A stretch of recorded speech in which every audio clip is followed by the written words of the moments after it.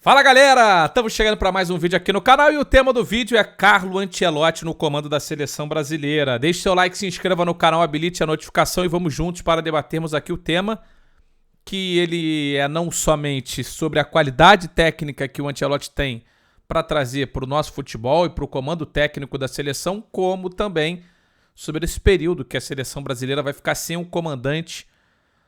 Vamos colocar aí mais um ano, né? Até o meio do ano que vem. Pelo menos essa é a expectativa que a gente tem em relação a essa chegada do Carlo Ancelotti, tá? Bom, só para destacar aqui algumas coisas. Primeiro, que já vinha sendo ventilado há bastante tempo essa possibilidade da confirmação aí do Carlo Ancelotti como treinador. Segundo, que essa é uma informação que vem de dentro da CBF, que foi replicada por vários companheiros de imprensa nessa segunda-feira, dia 19 de junho, de que realmente esse acerto está sacramentado. Não está assinado por questões legais. O Ancelotti só pode firmar esse novo contrato com a seleção 6 meses antes do fim do contrato dele com o Real Madrid, que vai se dar ao final da próxima temporada europeia, portanto em junho do ano que vem, mas que a CBF já tem garantias suficientes, segurança suficiente para, de certa forma, trabalhar com esse nome como nome certo para o comando da seleção brasileira para a Copa do Mundo de 2026. Também não vi nenhuma publicação trazendo qual seria o período de contrato, se seria somente para essa próxima Copa do Mundo, se seria um contrato de, vamos dizer assim, 2 Copas, essa e mais uma, 6 anos de contrato com a Confederação Brasileira de Futebol. Mas fato é que é um movimento interessante. Acho que a gente precisa tentar separar o tema em alguns pontos aqui. Primeiro, o Ancelotti é um grande treinador? Lógico. É um cara que está na primeira prateleira do futebol mundial. Não acho que tenha a mesma qualidade como treinador que tem um Guardiola, que tem um Klopp, por exemplo. Mas isso 2 somente tem. Não tem outros que são iguais a esses. E talvez até o Guardiola esteja numa prateleira única quando a gente falar de treinadores. Então, contratar o Guardiola significa contratar, sem dúvida alguma, um cara que hoje tem status de top 5 técnicos do mundo. Seria, se a gente for pegar entre todas as seleções do planeta, a seleção brasileira, aquela que teria um técnico realmente desse rótulo. E isso transfere também a responsabilidade de quem está no comando para quem está no campo. Eu digo de quem está na CBF, de quem está sentado na cadeira do presidente ou de administrador, e transfere essa responsabilidade para quem está no campo. Aí você não precisa fazer um projeto de futebol a longo prazo. Você não precisa se preocupar em como você vai estruturar o futebol brasileiro para que produza novos jogadores, para que construa uma escola de treinadores. Nada disso. Você está simplesmente pensando no amanhã e transferindo essa responsabilidade para o treinador, que vai acabar tendo todo o mérito de um eventual sucesso ou também o peso de um eventual fracasso, porque não existe necessariamente um projeto por trás. Eu acho que isso fica um pouco presente para mim na análise quando eu vejo essa tomada de decisão. É lógico que você escolher o melhor técnico possível nem sempre significa isso, você transferir toda a responsabilidade. Mas eu acho que quando o assunto é CBF, dá para a gente colocar nesses termos sim. Acho, tecnicamente falando, uma grande escolha. É um belíssimo treinador, que não é um revolucionário da parte tática, mas é um cara que consegue realmente reunir em torno dele uma mobilização muito grande. Isso a gente viu no Real Madrid com alguns dos melhores jogadores do mundo, então acho que a gente pode projetar isso também na seleção brasileira. Um cara que vai ter o grupo na mão, mas eu acho que essa expressão é um pouquinho vaga demais. Até porque se a gente olhar todos os outros treinadores, bons ou ruins na seleção brasileira, sempre tiveram um grupo na mão, porque ele escolhe. É difícil você ficar contra um cara que está te escolhendo. Se você está convocado, mal ou bem, você já tem ali uma posição que não te permite ficar tanto, entrar em tanto conflito assim com o técnico. Não é que nem num clube que você pertence ao clube e o técnico está ali numa situação transitória. Aqui o técnico escolhe ou não se ele quer trabalhar com você, sabe? Então, se a gente for olhar nos últimos anos todos, em todas as Copas, sempre o técnico teve o time na mão. Foi assim em 2014, foi assim em 2010, foi assim com o Tite também em 2018 e 2022, então não é um problema. Mas é um mérito que o Ancelotti teve em toda a carreira dele nos grandes times De repente, ali no Bayern de Munique, talvez a coisa não tenha andado tanto quanto ele desejava, mas, enfim, olhando até os últimos trabalhos do Ancelotti, esse no Real Madrid, claro, é um trabalho espetacular, porque já foi campeão da Champions e também campeão espanhol, mas essa última temporada não foi uma super temporada do Carlo Ancelotti, e antes disso, desde a saída dele lá no Real Madrid, aquela primeira passagem que foi de 13 a 15, quando ele conquistou lá a 10ª com o Real, no Bayern de Munique, não chegou a ficou 60 jogos só. Beleza, campeão alemão, mas saiu também um pouco arranhado. No Napoli, mais, 73 jogos, uma temporada e meia, também nada de muito espetacular. No Everton, também uma temporada e meia, de dezembro de 19 a junho de 2021, também nada fantástico. E no Real Madrid, realmente, ele volta a ter grandes números, mais de 110 jogos, quase 120 jogos, e aí esses 2 títulos, além do título da Copa do Rei, título mundial, mas principalmente os 2 títulos de Champions e da Liga dos Campeões e da La Liga foram os principais. Então, repito aqui o que eu falei mais cedo. Se você pegar os técnicos que hoje dirigem as seleções do mundo, o Ancelotti talvez seja o melhor. Não taticamente, mas em tamanho, em história, e é um cara que sabe vencer torneios mata-mata. Esse cara não venceu tantas Champions assim, 2 com o Real e 2 com o Milan como treinador, à toa. Ele venceu porque ele conhece de torneios mata-mata. Além de ter sido um puta de um jogador de futebol também, jogador de Copa do Mundo, também de títulos europeus. Então, experiência não vai faltar para o Ancelotti. Eu consigo projetar muito ainda o Brasil com o Ancelotti treinando. Manutenção de uma boa fase do Militão, com quem ele trabalha. Marquinhos, com quem ele já trabalhou e que, sem dúvida nenhuma, é um cara que vai se dar muito bem nesse ambiente também. Acho que não tem dúvida nenhuma que o Marquinhos vai continuar jogando muito bem. Na verdade, não chegou a trabalhar com o Marquinhos, né? Tava até olhando aqui, ele trabalhou no Paris Saint-Germain 2012, 2013. Então, talvez não tenha trabalhado com o Marquinhos, mas obviamente conhece muito bem o Marquinhos. O Casemiro vai continuar sendo um super pilar. Eu não consigo ver o Ancelotti jogando muito diferente de um 4-3-3, como ele joga hoje no Real Madrid.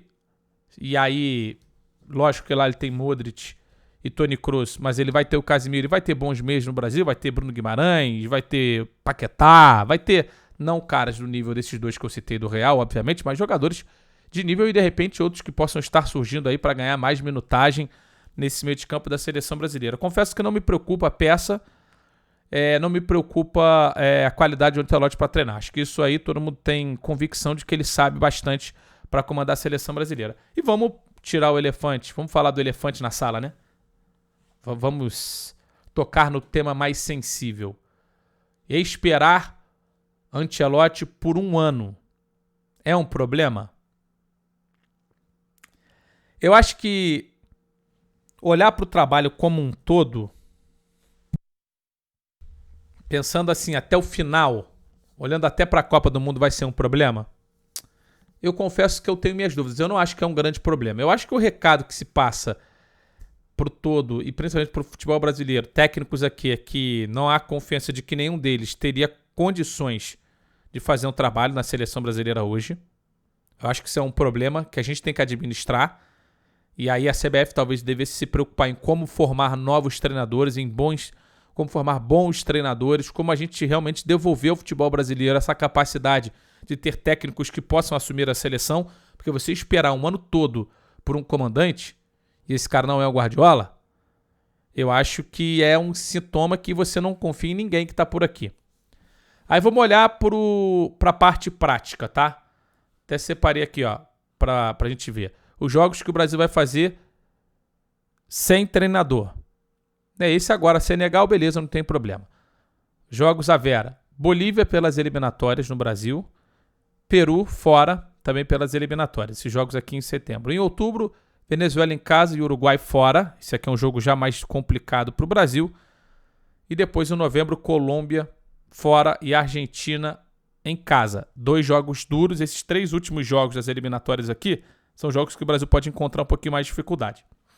E já com outras 4 datas FIFA em 2024. Tem já o amistoso marcado com a Espanha para março de 2024. E ainda temos no ano de 2024, 18 e 26 de março, né? Então ainda deve ter um jogo antes desse aqui.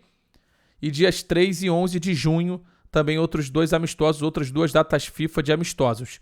Do dia 14 de junho até o dia 14 de julho, Copa América. E aí o Ancelotti já estará no comando técnico da seleção.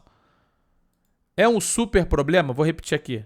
O Brasil ficar sem o Ancelotti, vamos trazer aqui de novo a lista, nesses 6 jogos oficiais, mais nesses 3, 4 amistosos, não acho que seja um problema pensando em classificação.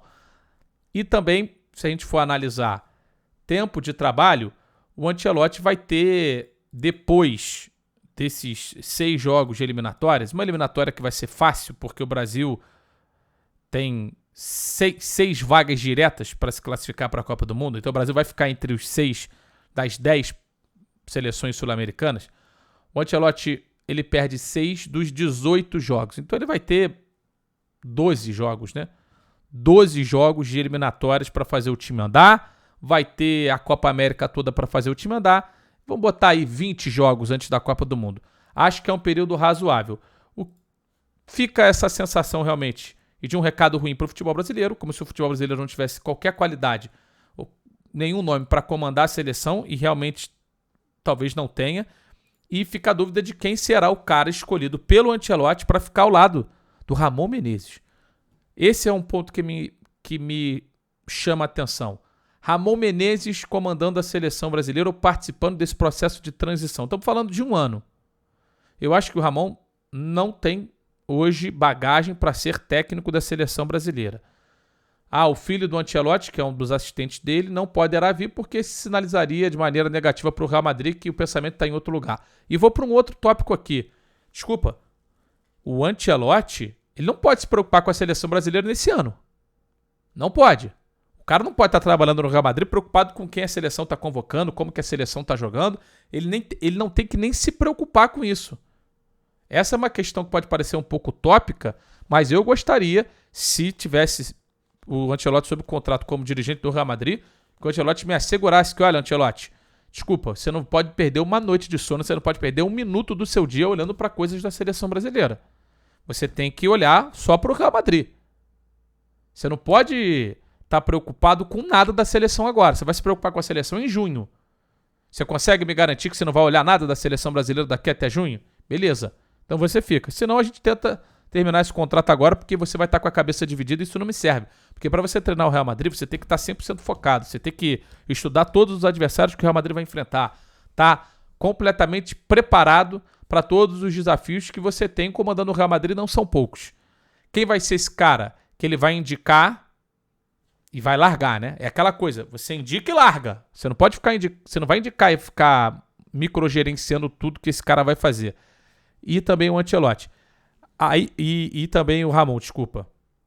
Seria até interessante que nenhum técnico de gabarito, técnico que aspire seleção brasileira, se prestaria agora a deixar o seu clube, porque todos eles estão empregados, para ficar como uma espécie de adjunto do enviado especial de Carlo Ancelotti. Isso é uma loucura. Esse período sem comando é que me preocupa. Não em classificação à Copa. Me preocupa porque é uma chacota. O Brasil, seleção brasileira, ficar um ano sem um comandante. Ou a gente pode até botar mais, 1 ano e meio. O Brasil vai ficar 1 ano e meio sem um treinador. Isso é ridículo. Isso é ridículo.